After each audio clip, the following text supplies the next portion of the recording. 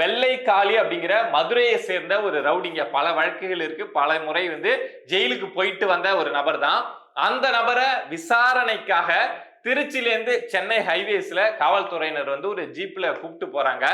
அதுல பெரம்பலூர்ல இருக்கக்கூடிய ஒரு டோல் கேட்ட அந்த ஜீப் கிராஸ் பண்றப்போ நாட்டு வெடிகுண்டு அந்த ஜீப் மேல வீசப்பட்டிருக்கு. இதுல ஒரு நல்வாய்ப்பா நடந்தது ஒரு துயர சம்பவம் தான். ஆனா அதுல நல்வாய்ப்பா 4 காவலர்களுக்கு காயம் பட்டு யாரும் உயிரிழக்கல. அந்த காயத்தோட அந்த சம்பவம் முடிஞ்சிருக்கு. அதுல இருந்த அந்த ஜீப்ல இருந்த அந்த வெள்ளை காளி அப்படிங்கிற நபருக்கு என்ன ஆச்சு அப்படிங்கிற விஷயம் காவல்துறை தரப்புல இருந்து வெளியிடப்படல.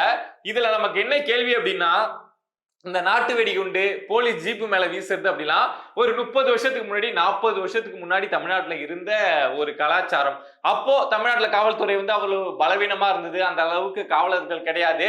ரவுடிய விசாரணைக்கு கூப்பிட்டு போறாங்க, அந்த ரவுடி விசாரணைக்கு போக கூடாது, இல்ல கோர்ட்டுக்கு போக கூடாது அப்படின்னு இன்னொரு ரவுடி நினைக்கிறான், இல்ல அந்த குற்ற சம்பவத்துல தொடர்புடைய வேற யாரோ ஒருத்தவன் நினைக்கிறான் அப்படின்னா இத மாதிரி ஜீப்ல குண்டு போட்டுட்டு அந்த ரவுடியை தூக்கிட்டு போறது, இல்ல அந்த ரவுடியை கொல்றது அப்படிங்கிற விஷயம் நடக்கும். பட் அந்த சம்பவம் இப்போ தமிழ்நாட்டுல நடக்குது அப்படின்னா இந்த காவல்துறையோடைய நிலைமை இந்த ஸ்டாலின் அவங்களுடைய ஆட்சியில எந்த அளவுக்கு மோசமா இருக்கு அப்படின்னு பாத்துக்கோங்க.